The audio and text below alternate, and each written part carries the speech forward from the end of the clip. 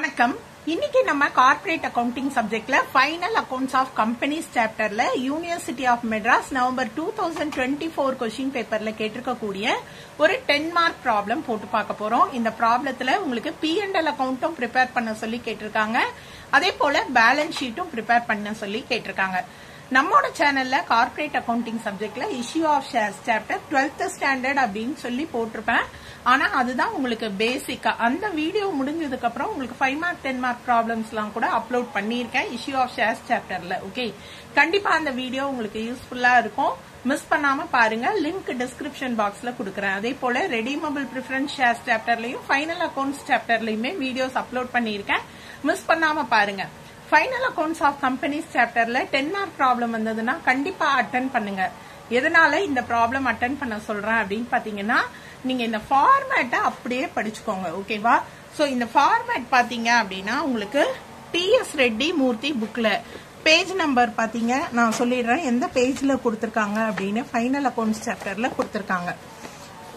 Page number 7.2ல P&L அக்கவுண்டோட format இருக்கு.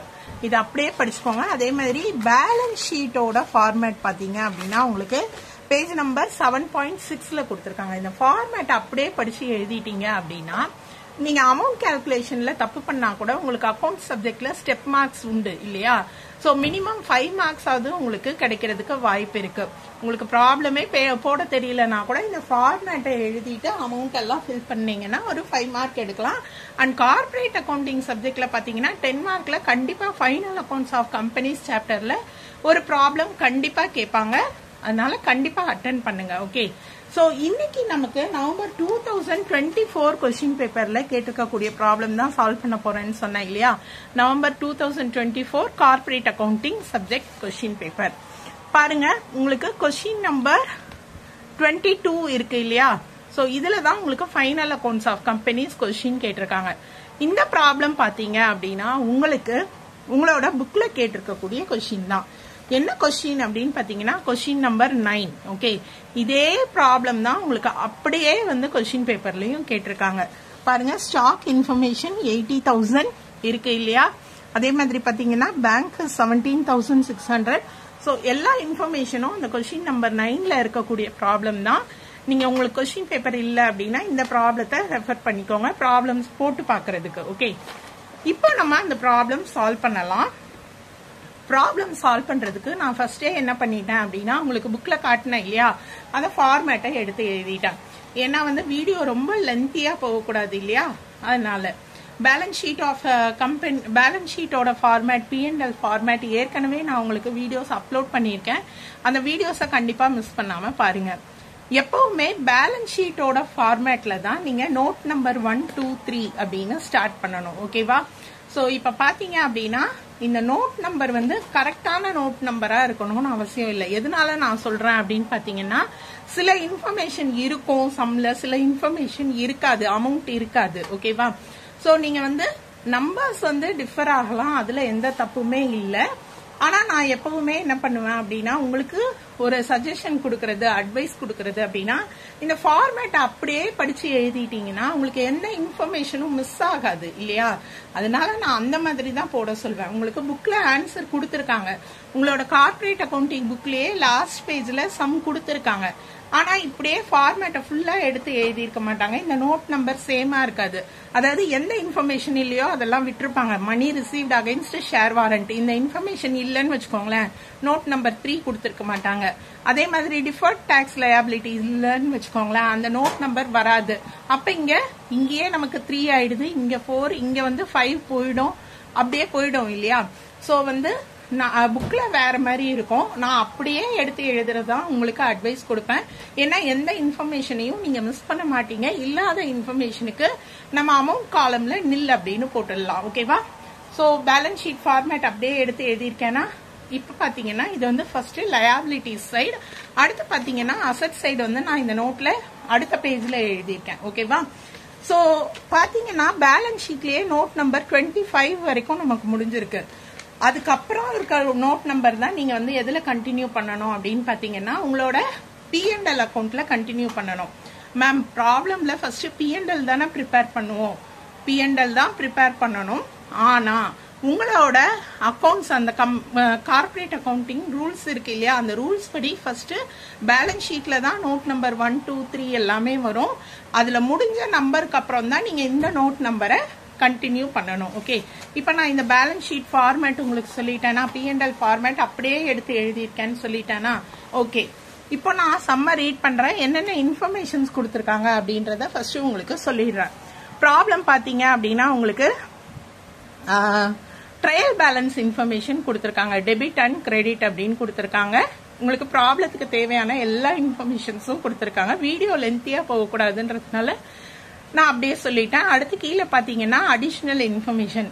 இந்த additional இன்ஃபர்மேஷனை பொறுத்த வரைக்கும் பாத்தீங்க அப்படின்னா அட்ஜஸ்ட்மெண்ட்ஸ்ல நம்ம அதாவது 2 இடத்த காட்டணும். அட்ஜஸ்ட்மெண்ட்ஸ்னு சொல்லுவோம். கீழே இருக்க அடிஷனல் இன்ஃபர்மேஷன் அதாவது உங்களுக்கு இங்க இருக்கக்கூடிய இன்ஃபர்மேஷன்ஸ் எல்லாமே P&L அக்கௌண்ட்லயும் நீங்க என்ட்ரி போடணும், அதே மாதிரி பேலன்ஸ் ஷீட்லயும் நீங்க என்ன பண்ணணும், என்ட்ரி போடணும். ஓகே, சோ இப்ப பார்க்கலாம் நம்ம என்னென்ன இன்ஃபர்மேஷன்ஸ் எங்கெங்க வரும் அப்படின்றத பார்க்கலாம். ஓகே, ஃபர்ஸ்ட் நம்ம இந்த ப்ராப்ளம்ல என்ன கேட்டிருக்காங்கன்னா, நல்லி லிமிட்டடோட P&L கேட்டிருக்காங்க. You are required to prepare a statement of P&L for the year 31/12/2018 and balance sheet. So ரெண்டுமே கேட்டிருக்காங்க.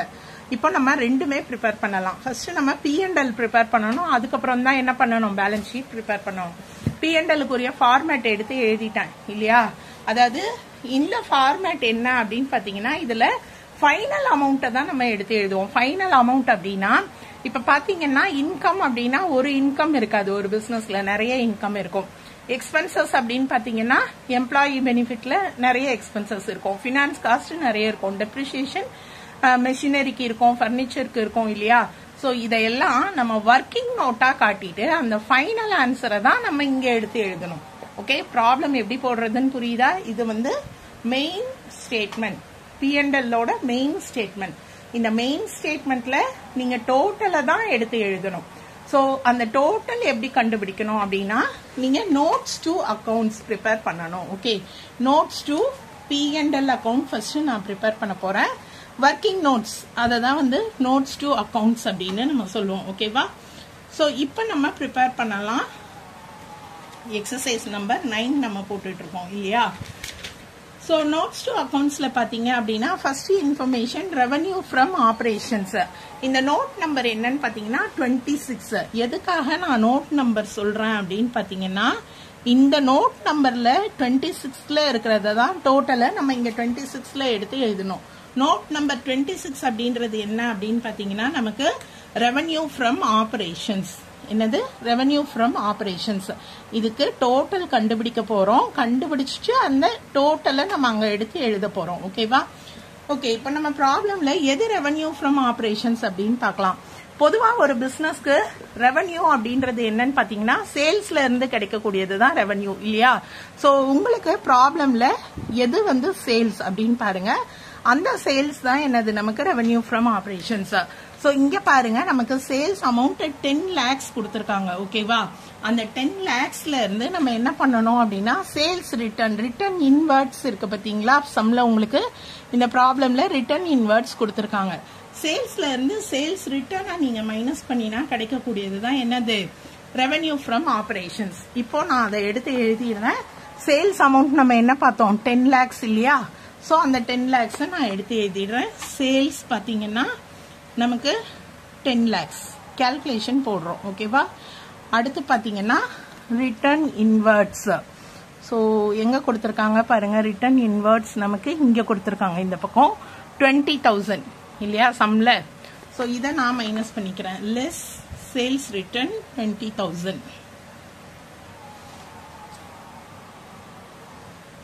சாரி, இது வந்து ரிட்டர்ன் அவுட்வர்ட். ரிட்டர்ன் இன்வர்டை தான் நம்ம மைனஸ் பண்ணோம். ரிட்டர்ன் இன்வர்ட் வந்து 30,000. இங்க இருக்கிறது ரிட்டர்ன் அவுட்வர்ட்ஸ். ரிட்டர்ன் இன்வர்ட்ஸ் வந்து 30,000. சேல்ஸ் ரிட்டர்ன் தான் என்னது, ரிட்டர்ன் இன்வர்ட். ஸோ 30,000 10 lakhsல இருந்து 30,000 மைனஸ் பண்ணிக்கலாம். நமக்கு 9,70,000 கிடைக்கும். ஓகே, ஸோ அதுதான் நம்மளோட ரெவன்யூ ஃப்ரம் ஆபரேஷன்ஸ். எடுத்து எழுதியாச்சு. அடுத்து என்ன கொடுத்திருக்காங்க, அதர் இன்கம். சோ உங்களுக்கு அதர் இன்கம் என்னென்ன அப்படின்றத ப்ராப்ளம்ல பாருங்க. சோ நீங்க ஃபுல் ப்ராப்ளம் ரீட் பண்ணி பாத்தீங்கன்னா இதுல வந்து வேற எந்த இன்கமும் இல்ல. ஓகேவா? சோ ப்ராப்ளம் ஃபுல்லா ரீட் பண்ணிட்டீங்கன்னா எதெல்லாம் இன்கம் அப்படின்றது தெரியும். Okay, so income other income எதுவும் இல்லாததுனால நான் இங்க நோட்ஸ் டு அக்கௌண்ட்ஸ்ல எழுதல, 27 எடுத்து எழுதல. ஓகே, இது வந்து நில். ஃபர்ஸ்ட் ஒன் நம்ம கால்குலேட் பண்ணிட்டோம் இல்லையா, அமௌண்ட் அப்படியே எடுத்து எழுதிடுறேன், 9,70,000. அடுத்து எக்ஸ்பென்சஸ்ல பாத்தீங்கன்னா காஸ்ட் ஆஃப் மெட்டீரியல்ஸ் கன்சியூம்டு. இந்த காஸ்ட் ஆஃப் மெட்டீரியல்ஸ் கன்சியூம்டு வந்து பாத்தீங்கன்னா நோட் நம்பர் 28. இதுக்கு கீழே purchase of stock in trade, inventory, stock in trade, இதெல்லாமே வந்து காஸ்ட் ஆஃப் மெட்டீரியல்ஸ் கன்சியூம்டுல தான் வருது. Note number 28. 27 ப்ரிப்பேர் பண்ணாததுனால நான் எழுதல, நோட் நம்பர் 28 அப்படின்னு போடுறேன். Cost of materials. Okay, so cost of materials கண்டுபிடிக்கிறதுக்கு ஃபார்முலா இருக்கு, மறந்துடாதீங்க. Opening stock plus purchases minus closing stock. இதுதான் காஸ்ட் ஆஃப் குட்ஸ் சோல்டுன்னு சொல்லுவோம், காஸ்ட் ஆஃப் மெட்டீரியல்ஸ்னு சொல்லுவோம். ஓகே, இது எப்பவுமே நீங்க அக்கௌண்ட்ஸ்ல பேசிக் தெரிஞ்சுக்க வேண்டிய information. Cost of goods sold அப்படின்றது opening stock plus purchases minus closing stock. பாருங்க, ஓப்பனிங் ஸ்டாக் உங்களுக்கு ப்ராப்ளம்ல ஃபர்ஸ்ட் இன்ஃபர்மேஷனே என்னது, ஓப்பனிங் ஸ்டாக் தான் 80,000. ஓகேவா? அடுத்து பர்ச்சேசஸ்க்கு போடும்போது பாத்தீங்கன்னா எப்படி சேல்ஸ்ல சேல்ஸ் ரிட்டர்னை மைனஸ் பண்ணோம் நம்ம ஏற்கனவே பார்த்தோம் இல்லையா. பர்ச்சேஸ் ரிட்டர்னும் இருக்கு. ரிட்டர்ன் அவுட்வர்ட்னா என்னது, பர்ச்சேஸ் ரிட்டர்ன். சோ பர்ச்சேசஸ்ல இருந்து நம்ம என்ன பண்ணணும்னா பர்ச்சேஸ் ரிட்டர்னை மைனஸ் பண்ணிடணும். பர்ச்சேசஸ் எவ்வளவு பாருங்க, 7,72,000. அதுல இருந்து பர்ச்சேஸ் ரிட்டர்னை மைனஸ் பண்ணிடணும் 20,000. சோ இதை நான் பிராக்கெட்ல போட்டுக்கிறேன். பர்ச்சேசஸ் நம்ம 7,72,000 பார்த்தோம். ரிட்டர்ன் அவுட்வர்ட்ஸ் எவ்வளவு பார்த்தோம், 12,000 இல்லையா. சோ அதை நம்ம மைனஸ் பண்ணிக்கலாம், 20,000. அடுத்து க்ளோசிங் ஸ்டாக் இன்ஃபர்மேஷன் எப்பவுமே உங்களுக்கு அட்ஜஸ்ட்மெண்ட்ல தான் கொடுத்திருப்பாங்க, ஏன்னா ட்ரையல் பேலன்ஸ்ல இருக்காது. ஓகேவா? சோ க்ளோசிங் ஸ்டாக் அட்ஜஸ்ட்மெண்ட்ல கொடுத்திருக்கிறதுனால நம்ம ரெண்டு இடத்துல இந்த இன்ஃபர்மேஷன் கண்டிப்பா காட்டணும். பேலன்ஸ் ஷீட்லயும் வரும், அதே மாதிரி பாத்தீங்கன்னா P&Lலயும் வரும். P&Lல இப்ப க்ளோசிங் ஸ்டாக் எழுதுறேன் 74,000. சோ உங்களுக்கு ப்ராப்ளம்ல ஆன்சர் வரலன்னா நீங்க எதெல்லாம் கீழே இருக்கிறதெல்லாம் ரெண்டு இடத்துல எழுதுனீங்களான்னு பாத்துக்கோங்க. சோ இப்ப நம்ம இந்த கால்குலேஷன் பண்ணினோம் அப்படின்னா நமக்கு எவ்வளவு கிடைக்கும்னா டோட்டல் 7,58,000. நீங்க கால்குலேட் பண்ணி பாத்துக்கோங்க. நான் இப்ப நோட் நம்பர் 26ல கண்டுபிடிச்சேன் இல்லையா, 28ல இங்க எடுத்து இங்க எழுதிடுறேன் 7,58,000. ஓகே, அடுத்து இந்த இன்ஃபர்மேஷன்லாம் இல்ல. அடுத்து நம்ம என்ன கால்குலேட் பண்ண போறோம், 29ல பாத்தீங்கன்னா நமக்கு எம்ப்ளாயி பெனிஃபிட் எக்ஸ்பென்சஸ் கால்குலேட் பண்ண போறோம். எம்ப்ளாயி பெனிஃபிட் அப்படின்னா என்னது, எம்ப்ளாயீஸ்க்கு கிடைக்கக்கூடிய வேஜஸ், சேலரி, போனஸ், இந்த மாதிரி இன்ஃபர்மேஷன் எல்லாம். ஓகேவா? நான் ஏற்கனவே ஃபார்மேட் நடத்தும் போது எதெல்லாம் இதுல கவர் ஆகும்னு சொல்லி தான் நடத்தியிருக்கேன். இப்ப நமக்கு ப்ராப்ளம்ல பாத்தீங்கன்னா எதெல்லாம் எம்ப்ளாயி பெனிஃபிட் எக்ஸ்பென்சஸ்னா வேஜஸ் இருக்கு பாத்தீங்களா, 1,08,000. இந்த வேஜஸ் பாத்தீங்கன்னா அட்ஜஸ்ட்மெண்ட்லயும் கொடுத்திருக்காங்க, அவுட்ஸ்டாண்டிங் வேஜஸ் அப்படின்னு கொடுத்திருக்காங்க. சோ இந்த அவுட்ஸ்டாண்டிங் வேஜஸ் நம்ம என்ன பண்ணணும், உங்களுக்கு அட்ஜஸ்ட்மெண்ட்ஸ் தெரியும் இல்லையா, எக்ஸ்பென்சஸ் அவுட்ஸ்டாண்டிங்னா ஆட் பண்ணிக்கணும் இல்லையா. எம்ப்ளாயி பெனிஃபிட் எக்ஸ்பென்சஸ்ல நமக்கு ஒரு இன்ஃபர்மேஷன் தான் இருக்கு. நம்ம இப்ப ப்ரிப்பேர் பண்ண போறது note number 29, employee benefit expenses. ஓகேவா? நான் எடுத்து எழுதிடுறேன் எம்ப்ளாயி பெனிஃபிட் எக்ஸ்பென்சஸ். இதுல இருக்கக்கூடியது ரெண்டு information, wages plus wages outstanding. நமக்கு வேற எந்த இன்ஃபர்மேஷனும் ப்ராப்ளம் இல்லை, நம்ம ஃபுல்லா ரீட் பண்ணல, உங்களுக்கு ஸ்ட்ரைட்டா சொல்லித்தரேன், நீங்க கோ த்ரூ பண்ணிட்டு போடணும் சம் போடும்போது. வேஜஸ் அமௌண்ட் எவ்வளவு கொடுத்திருக்காங்க அப்படின்னு பாருங்க, 108,000, 1,08,000 பிளஸ் வேஜஸ் அவுட்ஸ்டாண்டிங் என்ன கொடுத்திருக்காங்கன்னு பாத்தீங்கன்னா 10,000. ஓகேவா? சோ இந்த 10,000 ஆட் பண்ணிக்கணும். மறக்காம ஞாபகம் வச்சுக்கோங்க, வேஜஸ் அவுட்ஸ்டாண்டிங் கீழே அட்ஜஸ்ட்மெண்ட்ஸ்ல கொடுத்திருக்காங்க, அதனால நம்ம பேலன்ஸ் ஷீட்ல லயபிலிட்டிஸ்ல கண்டிப்பா எடுத்து எழுதணும். இப்ப இது ரெண்டுத்தையும் நீங்க ஆட் பண்ணீங்கன்னா வேஜஸையும் வேஜஸ் அவுட்ஸ்டாண்டிங்கையும் 1,18,000 கிடைக்கும். இது நோட் நம்பர் 29. இந்த டோட்டலை எடுத்து நம்ம இங்க எடுத்து எழுதிடலாம், 1,18,000. ஓகேவா? சோ அடுத்து நோட் நம்பர் 30ல ஃபினான்ஸ் காஸ்ட்னு கொடுத்திருக்காங்க. ஓகே, சோ ஃபினான்ஸ் காஸ்ட் அப்படின்றது என்னன்னு பாத்தீங்கன்னா இன்ட்ரெஸ்ட், டிவிடெண்ட் அந்த மாதிரி ஏதாவது இருந்ததுன்னா நீங்க ப்ராப்ளம் கோ த்ரூ பண்ணுங்க. எந்த இன்ஃபர்மேஷனும் ரிலேட்டட் டு இன்ட்ரெஸ்ட் டிவிடெண்ட்லாம் கிடையாது. அதனால நம்ம போட தேவையில்லை. நான் நோட் நம்பர் 30 ப்ரிப்பேர் பண்ணல. ஓகேவா? அடுத்து என்ன இன்ஃபர்மேஷன் கொடுத்திருக்காங்க பாருங்க. நமக்கு depreciation and amortisation expenses note number 31ல கொடுத்திருக்காங்க.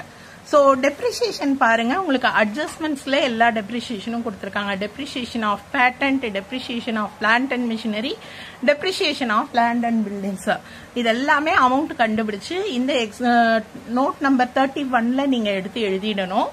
அதே மாதிரி இது வந்து நமக்கு ப்ராப்ளம்ல அசெட்ஸ் இந்த பிளான்ட், மிஷினரி, பேட்டன்ட் எல்லாம் காட்டுவோம்ல, டெப்ரிசியேஷன் மைனஸ் பண்ணணும் பேலன்ஸ் ஷீட்ல. 2 இடத்துல வரணும், எப்பவுமே மறந்துடாதீங்க. டெப்ரிசியேஷனோட நம்பர் பாத்தீங்கன்னா 31. ஓகே, ஸோ நான் இப்ப நோட் நம்பர் 31 ப்ரிப்பேர் பண்றேன். 30ல எதுவும் இல்லை, அதனால நான் நில் போட்டுட்டேன். 31 ப்ரிப்பேர் பண்றேன். என்னென்ன டெப்ரிசியேஷன்லாம் இருக்கு அப்படின்னு பாத்தீங்கன்னா, பேட்டன்ட்டுக்கு டெப்ரிசியேஷன் இருக்கு. ஸோ பேட்டன்ட் அப்படின்னு எடுத்து எழுதிடுறேன். பிளான்ட் அண்ட் மிஷினரி, அதுக்கப்புறம் என்ன இருந்தது அப்படின்னு பாத்தீங்கன்னா லேண்ட் அண்ட் பில்டிங்ஸ், நான் ஷார்ட்டா எடுத்து எழுதியிருக்கேன். ஸோ என்னென்ன பெர்சன்டேஜ் அப்படின்னு பாருங்க.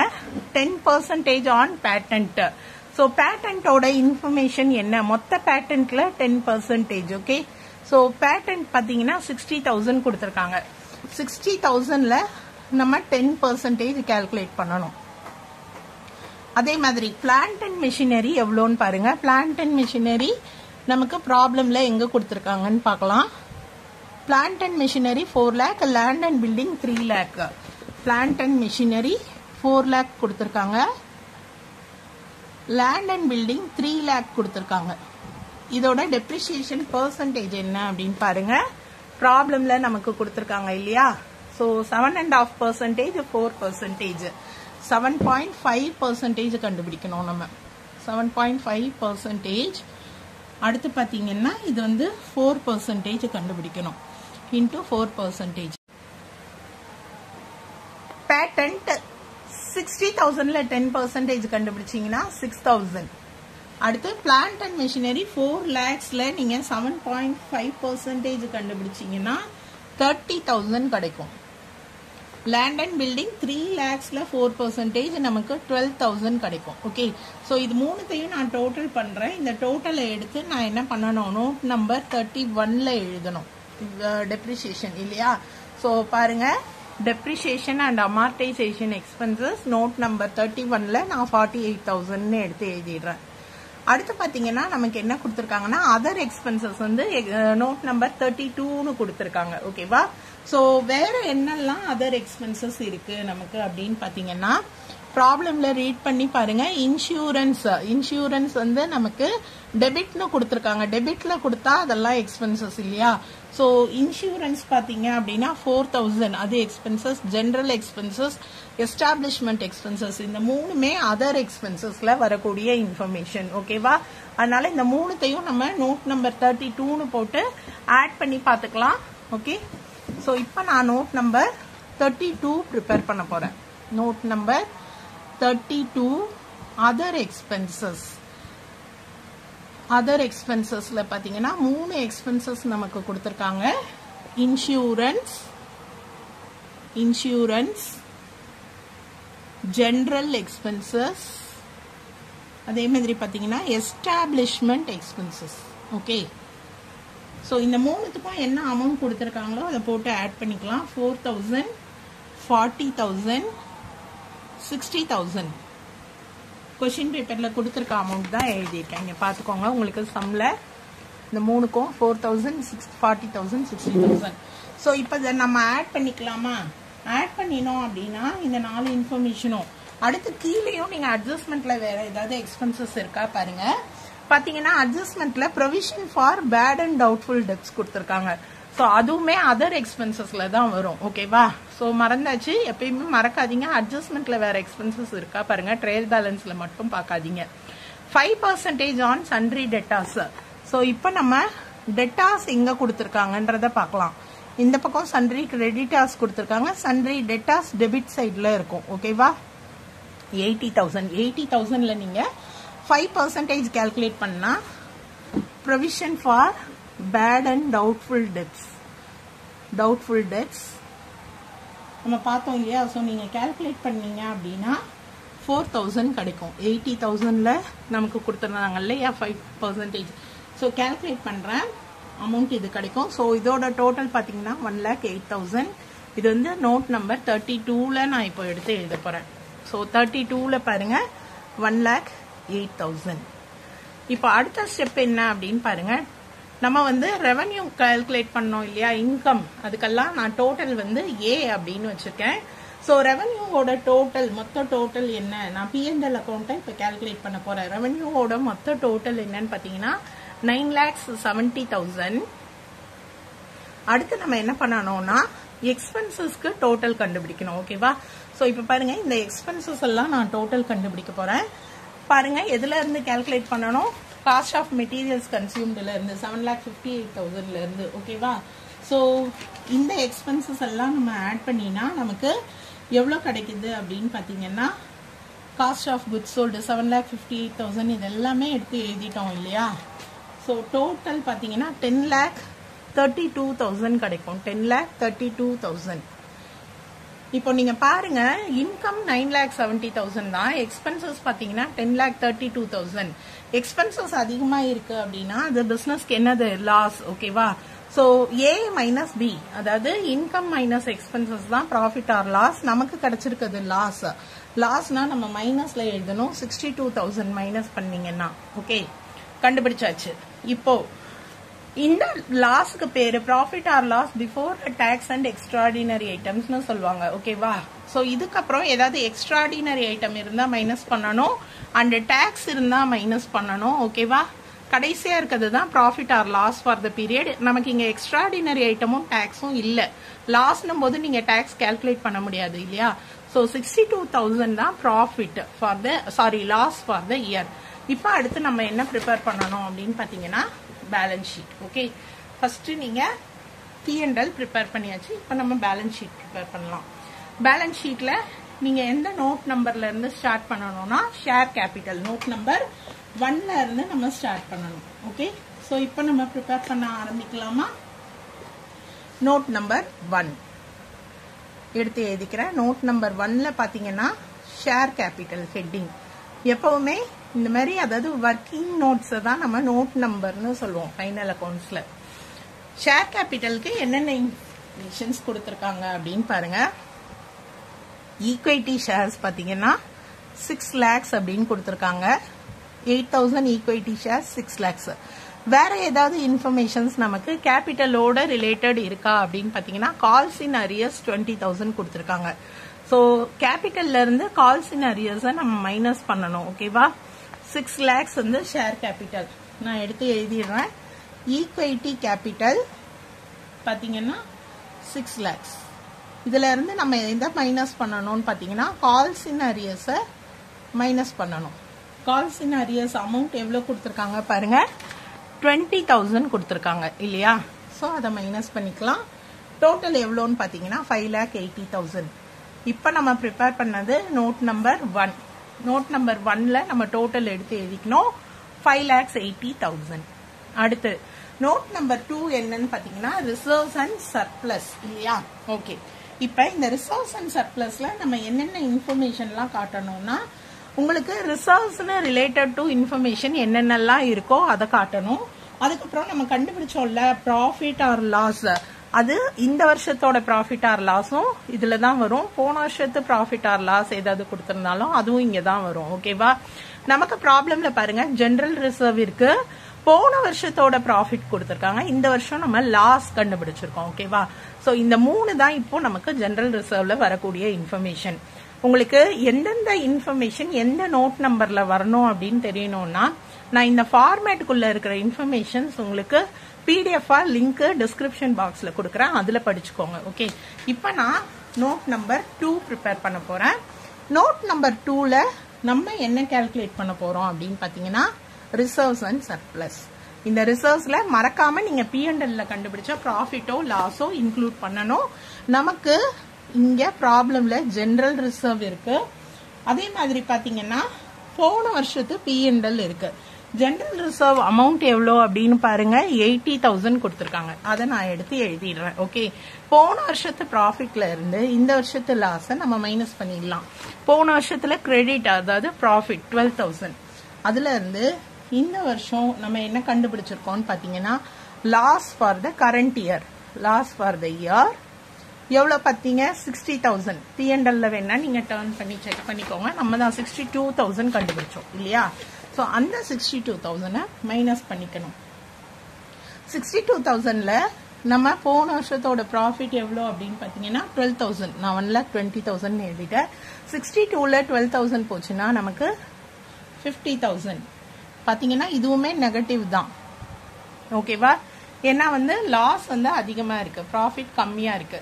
இப்போ ஜெனரல் ரிசர்வ்ல இருந்து இந்த லாஸை மைனஸ் பண்ணோம். 80,000ல 50,000 போச்சுன்னா 30,000 தான் ரிசர்வ்ஸ் அண்ட் சர்ப்ளஸ்ல நீங்க காட்ட வேண்டிய அமௌண்ட்.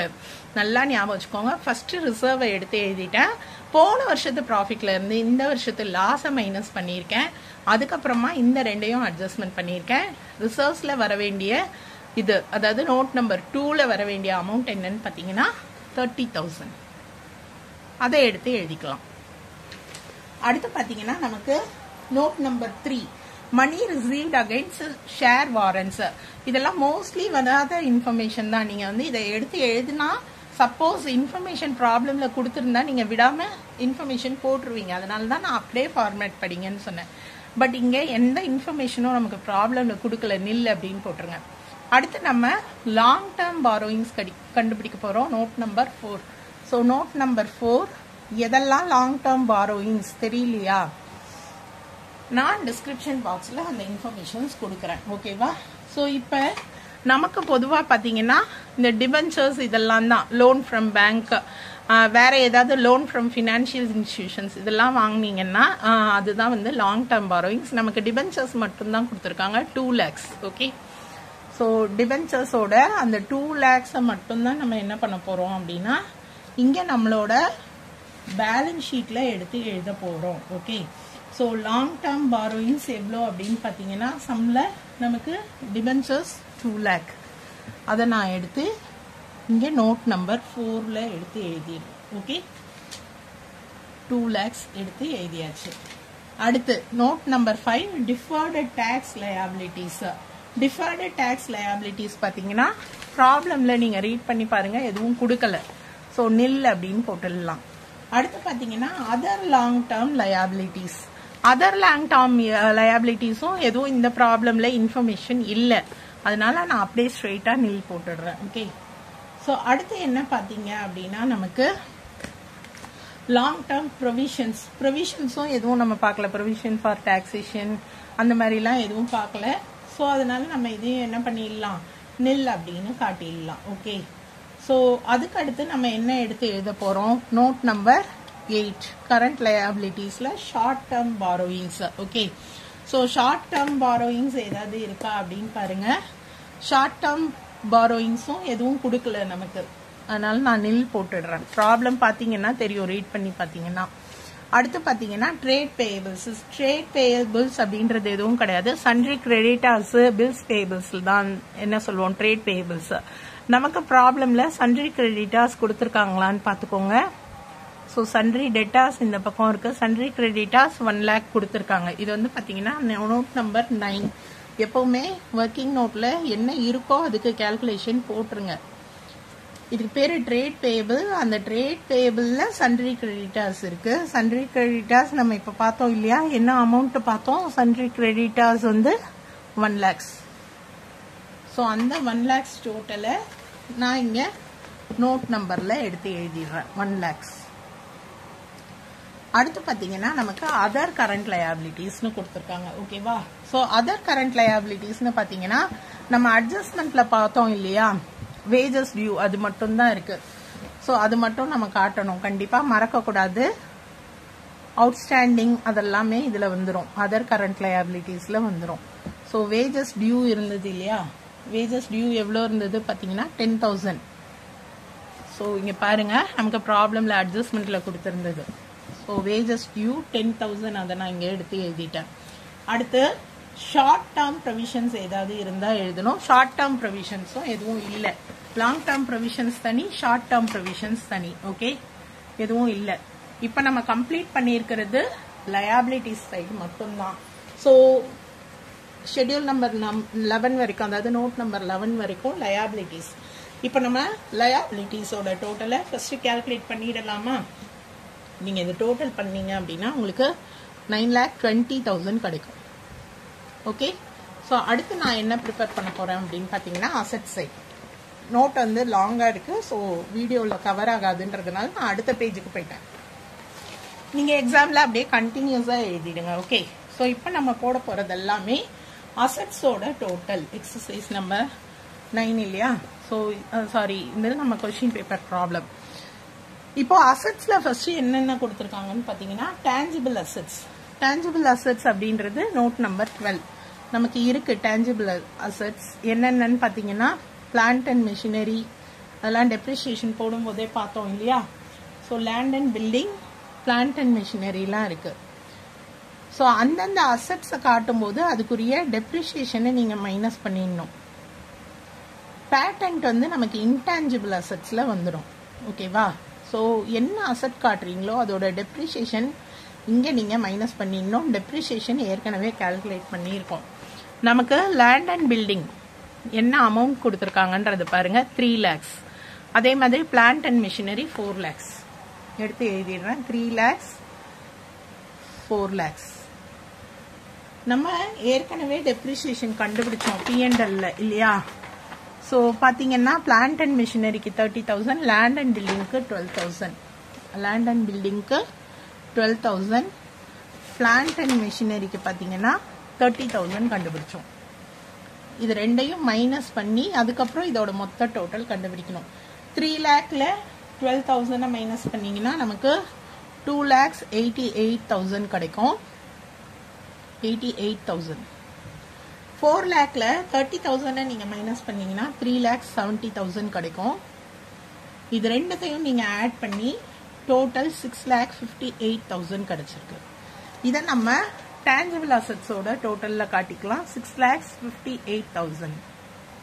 அடுத்து இன்டான்ஜிபிள் அசெட்ஸ். நான் ஏற்கனவே சொன்னேன் இல்லையா, பேட்டன்ட் வந்து intangible assets. So note number 13 prepare பண்றேன். Note number 13 patents. பேட்டன்ட்ஸோட அமௌண்ட் என்ன கொடுத்துருக்காங்க, பேட்டன்ட் போடும்போதே அதுக்குரிய டெப்ரிசியேஷனையும் நீங்க மைனஸ் பண்ணி காட்டிடணும். பேட்டன்ட் பாத்தீங்க அப்படின்னா ப்ராப்ளம்ல பாருங்க, நமக்கு இன்ஃபர்மேஷன் 60,000 கொடுத்துருக்காங்க. நம்ம கால்குலேட் பண்ணது 10% டெப்ரிசியேஷன் 6,000 மைனஸ் பண்ணினா நமக்கு 54,000 கிடைக்கும். ஓகே, ஸோ இந்த 54,000 நான் நோட் நம்பர் 13ல எடுத்து எழுதிடுறேன். அடுத்து நமக்கு கேபிட்டல் ஒர்க் இன் ப்ராக்ரஸ், அது நமக்கு ப்ராப்ளம்ல கிடையாது, அதனால நான் இங்க எடுத்து எழுதல. Okay, intangible assets under development நீங்க ப்ராப்ளம்ல ரீட் பண்ணி பாருங்க, அந்த மாதிரி எந்த இன்ஃபர்மேஷனும் கிடையாது, அதனால நம்ம கால்குலேட் பண்ண வேணாம். நான் கரண்ட் இன்வெஸ்ட்மெண்ட்ஸ், எந்த இன்வெஸ்ட்மெண்ட்ஸுக்கும் நமக்கு இங்க இன்ஃபர்மேஷன் கொடுக்கல, அதனால அதுவுமே நில் தான். டிஃபர்ட் டாக்ஸ் அசெட்ஸும் இல்ல. Long term loans and advances, ஏதாவது லோன்ஸ் அண்ட் அட்வான்சஸ் கொடுத்துருக்காங்களா, வாங்குறது மட்டும் கிடையாது, லோன்ஸ் அண்ட் அட்வான்சஸ் ஏதாவது இருக்கான்னு பாருங்க, இல்ல.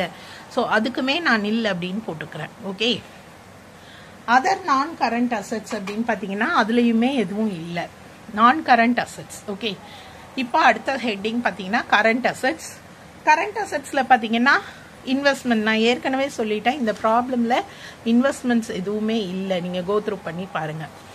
அடுத்து ஸோ நில் போட்டுடுறேன். இன்வென்டரிஸ். ஸோ இன்வென்டரிஸ் அப்படின்னு பாத்தீங்கன்னா நமக்கு க்ளோசிங் ஸ்டாக்கை கண்டிப்பா எடுத்து காட்டிடணும். ஓகே, ஸோ க்ளோசிங் ஸ்டாக் பாத்தீங்க அப்படின்னா அமௌண்ட் வந்து உங்களுக்கு 74,000 இல்லையா? ஸோ 74,000 இது வந்து பாத்தீங்கன்னா நம்ம அதர் க்ளோசிங் ஸ்டாக்கை காட்டணும் கண்டிப்பா. ஸோ நான் இதுல காட்டிடுறேன். க்ளோசிங் ஸ்டாக் வந்து அமௌண்ட் 10,000 இல்லையா, இன்வென்டரிஸ்ல காட்டிடுறேன். அடுத்து பாத்தீங்க அப்படின்னா நமக்கு ட்ரேட் ரிசீவபிள்ஸ் இருக்கு. ட்ரேட் ரிசீவபிள்ஸ் அப்படின்றது சன்ட்ரி டெட்டாஸ் இல்லையா? ஸோ சன்ட்ரி டெட்டாஸ் நமக்கு கொடுத்திருந்தாங்க 80,000. So sundry debtors bills receivable ஏதாவது இருக்கான்னு பாத்துக்கோங்க, சம்ல இருக்கு, அதுவுமே 30,000. சன்ட்ரி டேட்டாஸ்ல ஒரு அட்ஜஸ்ட்மெண்ட் பண்ணினோம். Provision for bad and doubtful debts. இப்போ இதில் வந்து பில்ஸ் ரிசீவபிளும் சன்ட்ரி டேட்டாஸும் வரும். ட்ரேட் ரிசீவபிள்ஸ் வந்து நோட் நம்பர் நமக்கு 22. ஸோ நான் 22 ப்ரிப்பேர் பண்ணுறேன். ஹெட்டிங் வந்து ட்ரேட் ரிசீவபிள்ஸ். ட்ரேட் ரிசீவபிள்ஸில் சன்ட்ரி டேட்டாஸையும் provision for bad and doubtful டெப்ட்ஸையும் மைனஸ் பண்ணுறேன். ஸோ சன்ட்ரி டேட்டாஸ்க்கு நமக்கு என்ன அமௌண்ட் கொடுத்துருந்தாங்கன்னா 80,000. அதில் இருந்து பேட் டெப்ட்ஸ் நம்ம கண்டுபிடிச்சோம் இல்லையா? ஸோ பேட் டெப்ட்ஸ் கண்டுபிடிச்சது பார்த்தீங்கன்னா நம்ம 8,000 அமௌண்ட் கண்டுபிடிச்சோம், 4,000 கண்டுபிடிச்சோம். ஸோ அந்த 4,000 நான் இங்கே மைனஸ் பண்ணிக்கிறேன். அதே மாதிரி பில்ஸ் ரிசீவபிள் நமக்கு சம்மில் கொடுத்துருந்தாங்க, அதுவும் இங்கே தான் வரும், 30,000. ஸோ இப்போ 80,000ல் 4,000 போச்சு அப்படின்னா நமக்கு 76,000 இல்லையா? சாரி 76,000. இப்போ இது ரெண்டுத்தையும் ஆட் பண்ணால் 1,06,000. Okay. So cash and cash equivalents. Cash information ப்ராப்ளமில் கொடுத்துருக்காங்களா பாருங்க. கேஷ் இன்ஃபர்மேஷன் எதுவும் நமக்கு கொடுக்கல. ஸோ அதுவுமே நமக்கு நில்.